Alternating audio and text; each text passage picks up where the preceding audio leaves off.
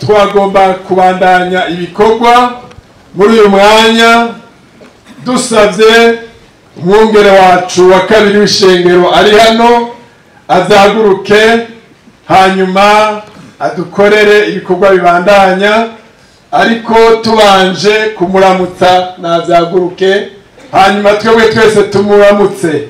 Sibyo gashengero ry'Imana? Tumuramutse mu izina rya nde?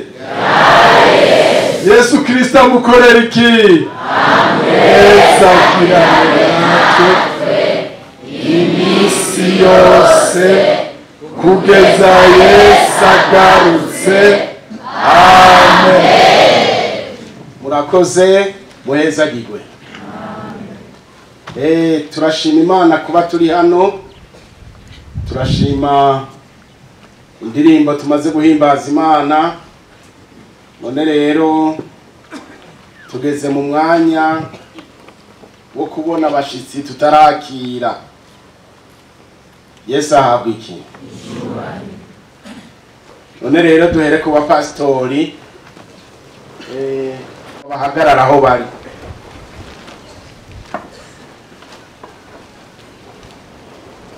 Naba ngaba turabakira mu izina rya nde? Yesu abakorera iki?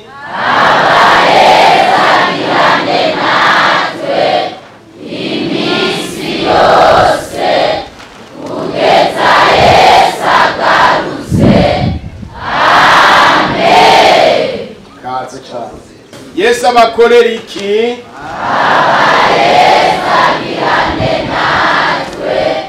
Iminsi yose kugeza Yesu agarutse. Amen. Kaze cyane. Egome. Tubakire mu izina rya nde? Yesu abakorera iki?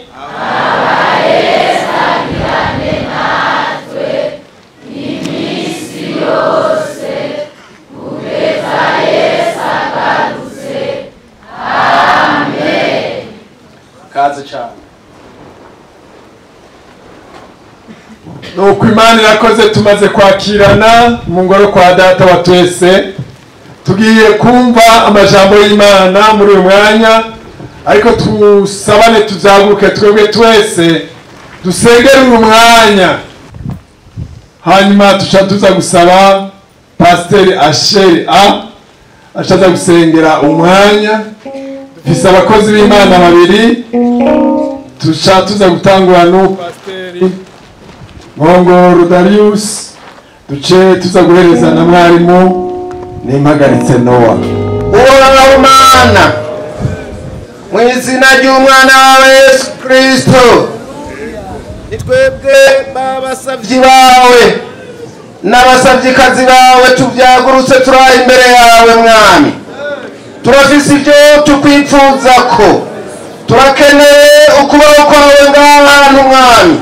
Yesu wavuze mwiye musaba muvuge muti ubwami bwawe nibuze, ibiva kuri Satani bihunge mu izina rya Yesu. Turabitaramuje bive mu ikoraniro ryawe, bishe umuriro wawe ubiturire kugira ngo bikumirwe byigirwe bihunge. Urakoze Mana kubana natwe muri byose. Urakoze kwezagira abakozi bawe n'ishengero ryawe. Tubisabye dushima mu izina rya Yesu Kristo umwami n'umukiza wacu. Amen.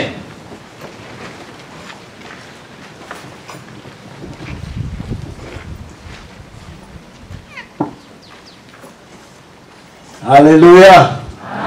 Muduze ibiganza turamukanye mu izina rya Yesu. Yesu nabahezagire.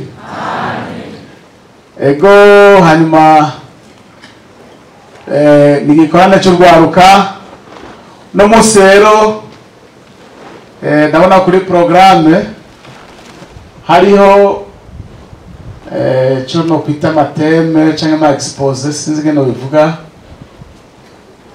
ariko turafita teme twategekanije no munsi nizo tuja kuvuga iki gice cy'imbere ya saa sita niraza n'inyuma ya saa sita nizo zijya gukomeza. Jewe mfite teme ivuga ngo mpemu yera ubushobozi bwo kudufasha guhangana n'ibibazo by'ubuto. Yesu nashimwe. Kuko ni ikorane cy'urwaruka, urumva muracyara abajene, muracyara abantu mukiri bato. None rero turaja kuvuga dufatiye kuri teme ya mpemu yera n'ibibaraba cyangwa ibyo mujejwe. Tumaze iminsi tuvuga, twumvise yuko mpemu yera ni ikintu gikenewe mu bugingo bw'umuntu wese. Twari gufata umwanya tugatangura tukababaza umunsi mwahawe mpemu yera, hakaba no gushinga intahe yaba umwanya wari uriho.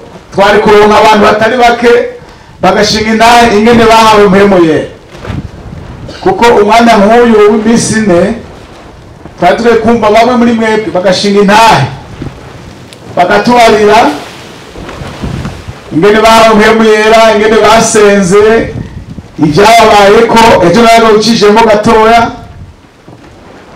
ni igiki cyakubayeko umunsi uhabwa mpemu yera. Mbega none uno munsi uracyafise mpemu nk'uko wari ufise cya gihe watangura kumuhabwa? Kuko mpemu ashobora kumuhabwa muganga ashobora no kugenda. Imana idufashe cyane. Ngomba ntambure n'ijambo riri mu Bagalatiya igice cya 5, cete Pawulo yandikiye Abagalatiya 5 umurongo wa 16 na 17. Galatiya 5 16 na 17 handitse ngo, hadakundanga amajambo avuga ngo ubugingo bwo muri mpemu. 16 ndavuga ndi mugemeshwe na mpemu, niyo mutazoshitsa iby'akameremere kanyu kifuza. Kuko akameremere kifuza ibyo mpemu yanka, kandi mpemu yifuza iby'akameremere kanka. Kuko ibyo bihiganwa ngo nimukore ibyo mugomba, ariko naba murongorwa na mpemu nimuganzwa n'ibyagezwe. Kandi ibikorwa by'akameremere kacu biramenyekana n'ibi: ubushakanyi, ibihumanya, iby'isoni nke, gusenga ibigirwamana, uburozi, ubwasi, intonganya, ishari, uburake, ikeba, kwitandukanya, ibice, igono, kuborerwa, kudandahirwa n'ibindi bene ibyo. Ibyo ndabibaburiye nk'uko nabibaburiye kera, yuko abakora ibisa bityo batazoragwa ubwami bw'Imana. Yesu nashimwe. Itanguriro 1:27 handitswe ngo, Itanguriro 1:27 handitswe ngo, nuko Imana irema abantu mu ishusho yayo, mu ishusho y'Imana niho yamuremye. Irema abantu bari uburyo bubiri. Amen. Ni ukuvuga hari abantu b'uburyo bubiri rero, ntibashobora na bukebuke kumera kumwe bose 100%. Abahungu n'abakobwa ntibasa. Nico nja guhera ko rero, nubwo naja kuvuga byose kandi nubwo bamwe basanzwe babizi, ndavuga bikeya mu bintu bibatandukanije. Uhereye ku kuntu baremwe, icyo ni ikintu kigaragara. Ni ukuvuga icyo nokwita mu Gifaransa la physiologie, ingene basanzwe bameze. Murabona ntibasa, baratandukanye. Yesu nashimwe. Hanyuma rero uko batandukana mu iremwa, niko baca batandukana no mu byo bakenera, no mu byo bifuza n'ibindi. Ariko mvuze ubwa mbere mpereye ku bantu b'abahungu, ndiko ndavuga ku bibazo bashobora guhura navyo. Abahungu aho batandukanira n'abakobwa, hari abantu banditse ibitabo barabisigura cyane. Hari igitabo bise Le Triomphe de la Psychanalyse, nk'abantu bakunda gusoma, banavuga cyane ibintu by'imibereho y'abantu. Muri ico gitabo hari ibyo bavugamo. Mu bisanzwe nk'abahungu, abahungu ikintu kibahanga cyane ni amaso. Umuhungu aravye akitegereza biramukoroga. Hari ibintu bimwe bimwe yabiravye akabibonesha amaso bica bimugora. Mugabo abakobwa hari iyo aravye harasa usanga ataco bimugize. Mugabo abakobwa nabo bafite ikibazo c'amatwi. Ni ukuvuga abakobwa bafite ikibazo cyo kumva. Mu majambo make, abahungu n'amatwi bafise, mugabo bafite amaso. Ariko abakobwa n'amaso bafise, mugabo bafise amatwi. Ni ukuvuga hari ibintu rero kizira ikaziririzwa yuko abahungu bashobora kwimenyereza. Tuvuga nk'abahungu kirazira yuko bimenyereza kuja bararabisha amaso niba bakeneye ubugororotsi. Muriko muranyumva? Abasore mukaba mukeneye kugororoka, hari ibintu bimwe bimwe bisaba ko mutaraba. Hari ibintu bisaba ko mutarabisha amaso. Ibintu by'abantu b'abafasoni bambaye ubusa, ibintu vy'amavideo yo mu matelefone, ibintu bimwe bimwe usanga bitameze neza. Si byiza kubyitegereza kuko biravye biragutirimutsa. Nico bituma hari ibintu maze kukubita kwijisho ukabona ni ibintu uja gutera ingorane cubirenganya amaso.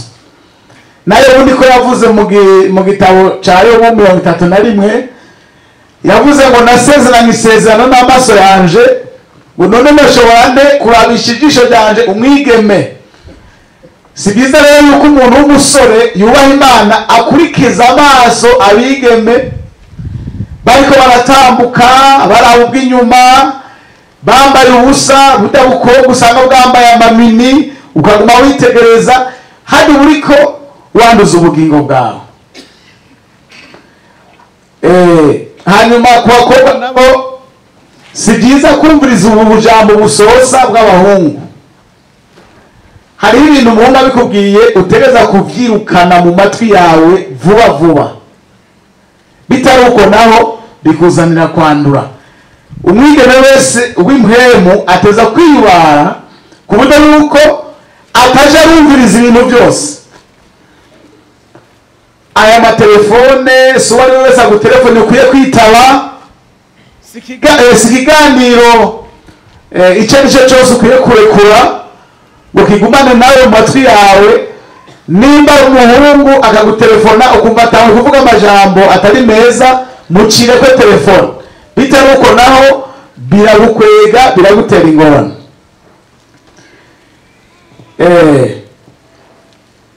Tukiri aho nyene hariho amajambo amwe kizira kubwira abakobwa nkamwe bw'abahungu. Aya majambo yo kubwira umukobwa ngo ndagukunda, ngo nakubonye, ngo urumva, ngo nta numva umengo ubuzima bwanje burahagaze. Bya bindi twumva mu maradiyo ngo uri mazi yateke, ngo uri zuba ngo riserutse. Ubuntu bw'ubujambo bw'ubunyantege nke nk'ubwo ntabakizwa babubwira abakobwa. Wumvise umuhungu ariko aravuga ubuntu nk'ubwo ni umupagani wo mu ishengero, kuko ntakwemerera kuzora ijambo nk'iryo. Nico gituma hari ibintu kizira gusohora.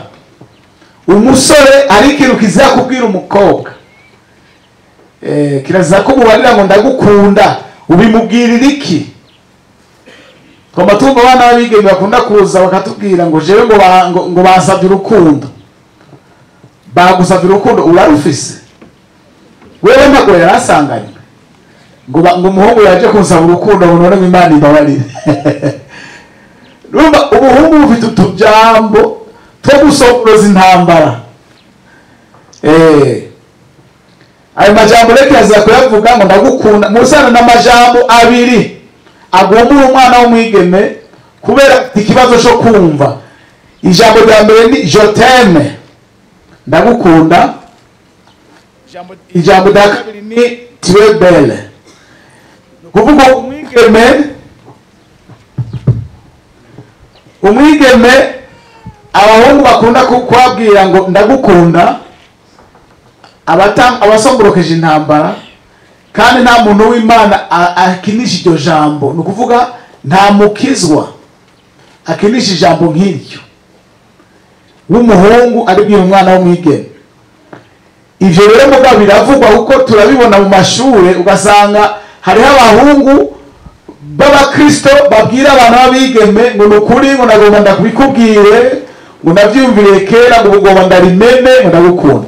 Ibyo ni ibintu by'abantu batariko baja mu ijuru kuko ubu bari iryo jambo uri umusore ukaribwira umwigeme mu majambo make arashobora no kutarenganira ico kubera iryo jambo wamubariye, arashobora gusigara mw'isi kubera ijambo wamubwiye ukamubwira ngo ndagukunda.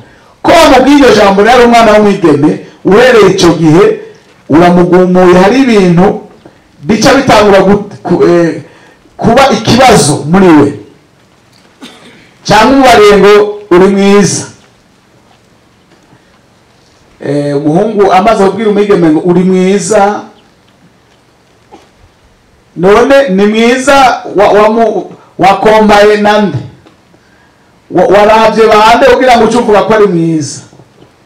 Hanyuma rero abigeme benshi ntibazocika mu ijuru kubera iryo jambo babariwe. Hari umuhungu kandi nta mwigeme n'umwe ashobora kugera mu bigero atararonka umuhungu amuderanja ngo amubwire iryo jambo. Kenshi Satani aramurungika aricyo kimuzanye ngo uri mwiza. Benshi rero no mu ijuru ntibagishitseyo kubera iryo jambo. Amaze kumva abahungu babiri batatu bane, mbega abakobwa muranyumva, abahungu babiri batatu bane bamaze gutobora iryo jambo karimubwira ngo wewe uri mwiza. Guhera iyo saa nyene aca atangura kwisiga ibintu, agaca atangura kurondera ingene ubwo bwiza yoburanforsa yobukomeza, bigaca bimuzanira no kutagororoka. Agaca atangura kwambara no kurondera ibintu ingene asokoza. Arico bituma mubona muri leta y'u Burundi bahagaritse ibintu by'imishatsi mu mashuri, hajya bijya ni psychologique, kuko umwigeme amaze kuba afite umushatsi aca awusokoza akawuduza agaca agenda yararitse umutwe, kuko bazi yuko abantu bose bariko baramuraba. Hari n'abo batariko baramuraba uko abantu bifitiye ingorane nyinshi, wewe mugabo bazi ko bariko baramwitegereza. Ibyo rero byo bizana ingorane mu muntu w'umwigeme. Abantu ko mwira abahungu rero kiza kuvuga amajambo nk'ayo, nico kimwe n'ibintu byo gucagurana mu mashure. Turazi uko ane mwe mwicaye ngaha no bamagarane abahungu baza baracaguranye n'abakobwa mu nsange ngaha. Naho buzima ndazi ko mwicaye aho nyene, mugabo ndagomba ndababwire ko mutazobana naho mwawe babwiye. Jewe ndazi ko mutazokubaka kuko naje ndabizi neza. Ntibishoboka kuko akananiye umugabo, uwo mugani complete, akananiye umugabo kananiye n'ubundi ko n'abandi ase nawe bizokwanka, kuko icyatumye vyanka nawe nico kizogushikira. Bose baragihurira ko b'abahungu barafite ico kibazo, b'abakobwa barafite ico kibazo, mugabo kandi bose ntibisa, n'ahari ibibazo bimwe. Kuko hari igitabo nasomye c'umuntu yitwa Rebecca, nisizi ko ari umuntu yaragisomye ngaho, Rebecca Brown yanditse igitabo citwa ngo Il est venu libérer les captifs. Ico gitabo avuga ibintu bitandukanye hanyuma hakaba n'ubundi nyene yanditse igitabo nawe nyene yavuze ibintu byo kubaka, yarabisiguye gato, yaravuga ku kintu cyitwa sex. Ni ukuvuga abahungu bafite sex inyaruka cyane, sex inyaruka rwose. Ni ukuvuga hagize ikintu kiyikabura ni segonda imwe gusa, abahungu barabizi. Umugabo kandi igaca izima n'ingoga.